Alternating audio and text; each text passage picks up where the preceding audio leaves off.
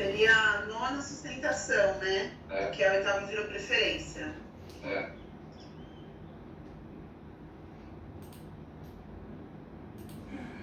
Mas eu não participo até daqui a pouco, gente.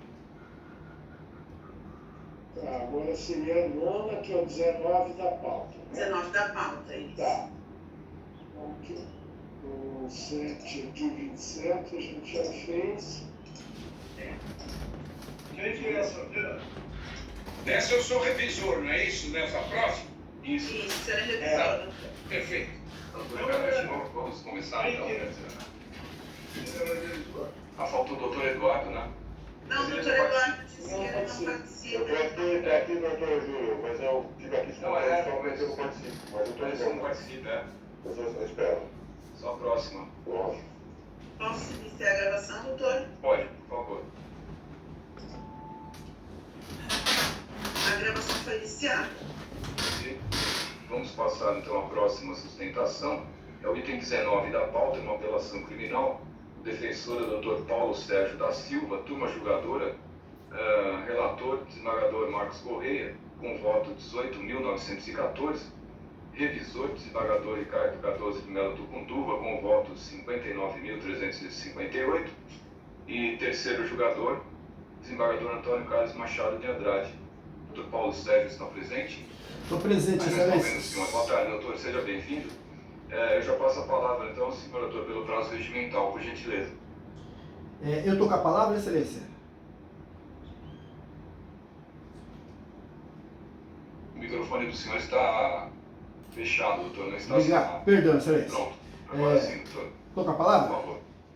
Minha homenagem e cumprimentos ao excelentíssimo senhor, doutor, desembargador presidente, Júlio Caio Parto Salles, relator, desembargador Marcos Correia, revisor, senhor relator Ricardo Tucunduva, terceiro juiz, senhor desembargador Machado de Andrade, ao procurador-geral de Justiça, na pessoa do senhor Walter Tabet Filho, a todos os eventuários e presentes. Excelências, trata-se de uma apelação do Ministério Público e também razões de apelação da Defensoria Pública do Estado de São Paulo. Eu entrei nessa fase apenas e tão somente para fazer a sustentação oral. Serei aqui bem sucinto, objetivo, né, uma vez que vou aí basicamente sustentar as razões da Defensoria Pública. Tá? Trata-se de uma receptação simples, caput, tá? Nos memoriais da Defensoria Pública foi ali sustentado, né, a absolvição, né? Entendeu ali o defensor público a intensa dúvida em relação ao crime de receptação culposa, tá? Sustentou também ali alternativamente a desclassificação para a receptação culposa, artigo 180, parágrafo 3º, tá? E também surgiu, excelências, contra o regime ali, que foi regime fechado, tendo em vista ali o quanto da pena, tá? Então, a absolvição foi sustentada por insuficiência probatória, usou como base ali também o depoimento dos milicianos, tá? na fase inquisitorial, que confirmaram as folhas 8 e 10 que os acusados afirmaram desconhecer ali a origem dos bens, tá? Então, entendeu também, né, a Defensoria Pública nas suas razões, tá?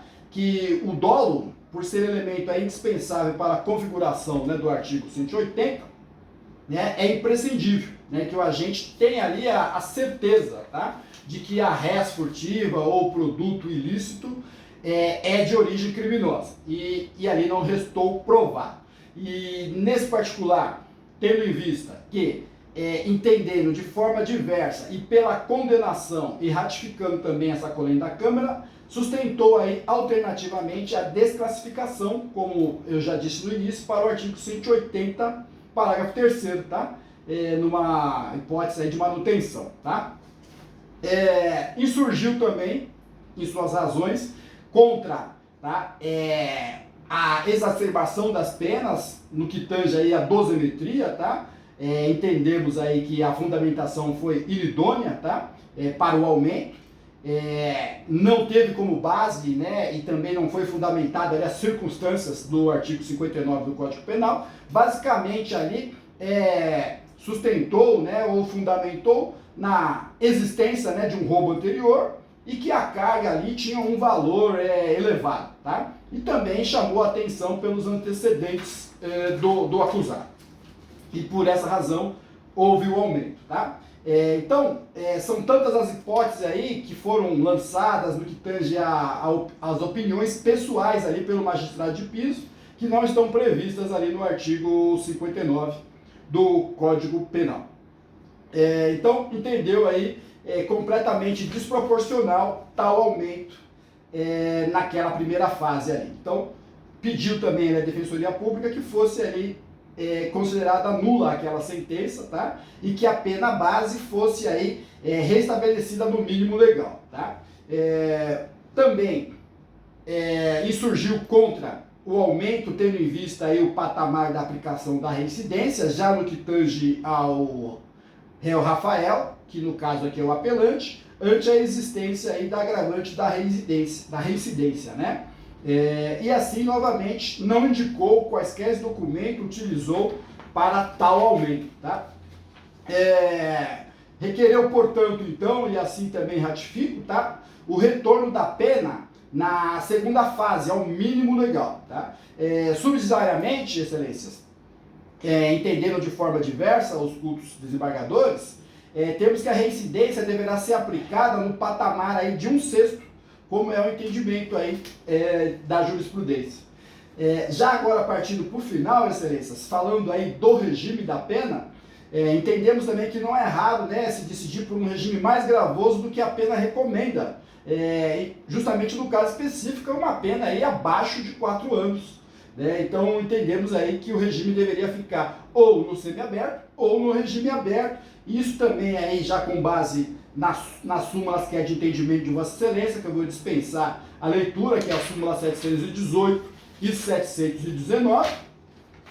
E nesse particular, Excelência, já finalizando, entendemos agora, aqui nessa breve sustentação oral, que o recurso de apelação deve ser conhecido e provido, tá? Para que seja procedida a absolvição, com um fulcro aí no artigo 386, inciso 7, não sendo esse o entendimento, que seja aí negado o provimento ao recurso ministerial e que sejam acolhidas as teses subsidiárias que eu muito bem falei aqui brevemente. Essas foram aí, excelências, as minhas razões, né, do meu pedido, e agora clamo por justiça. Nada mais, obrigado pela atenção de todos.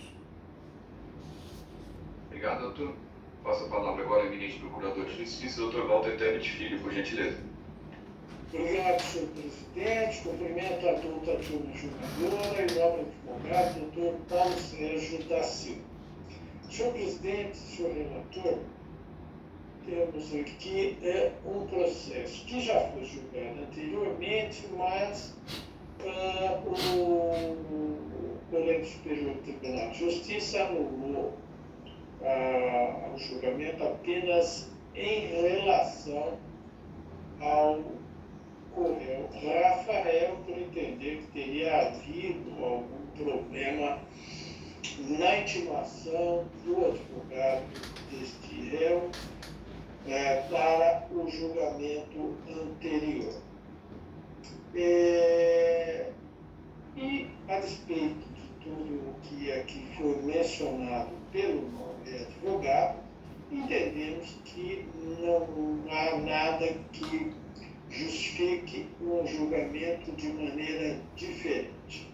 A grande questão aqui é saber se o correio Rafael tinha ou não conhecimento de que aquela carga valiosa, como ele mesmo disse, era ou não objeto de um roubo anterior.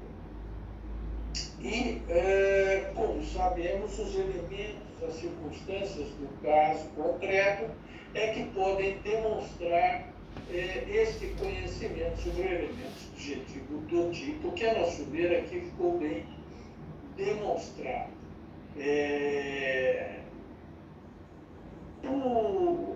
Houve a abordagem de um caminhão que transportava essa carga valiosa de fios e chapas de cobre, e o correio Rafael estava fazendo a escolta deste caminhão num céu. E é interessante aqui, inclusive, para a anotação desta questão, de ter ou não conhecimento sobre a origem da carga, é que, ao perceber que o caminhão estava sendo abordado por policiais, o coronel Rafael tentou fugir do local.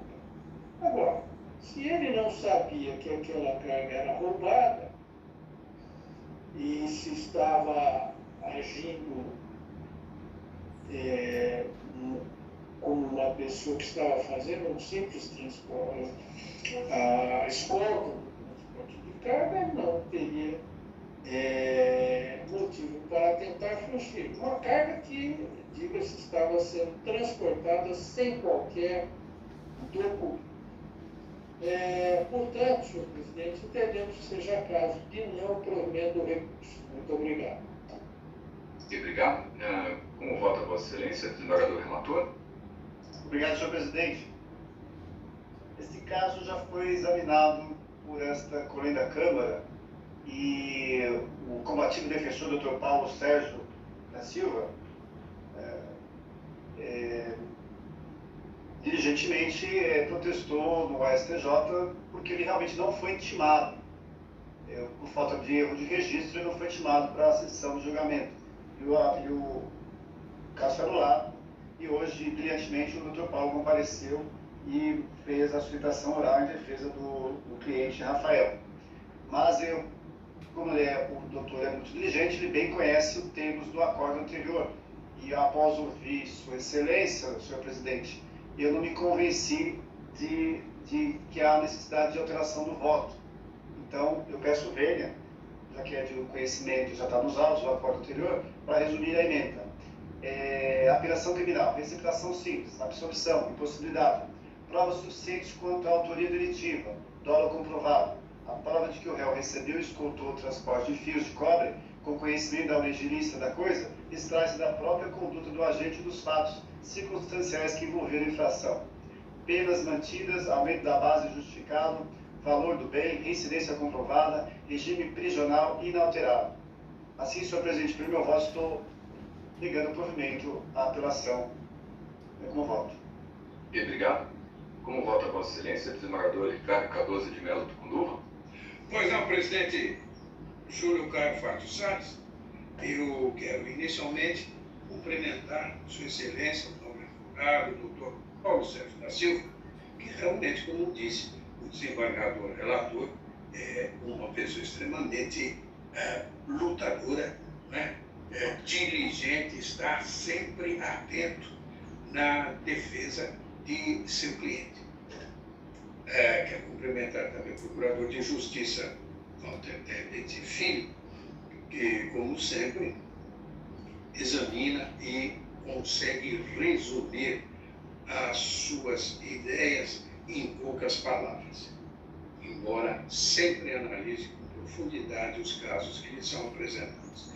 Eu comungo do entendimento do desembargador Marcos Correia, né, que, embora o ilustre defensor tenha se esforçado muito para conseguir uma melhor solução do caso para o seu cliente,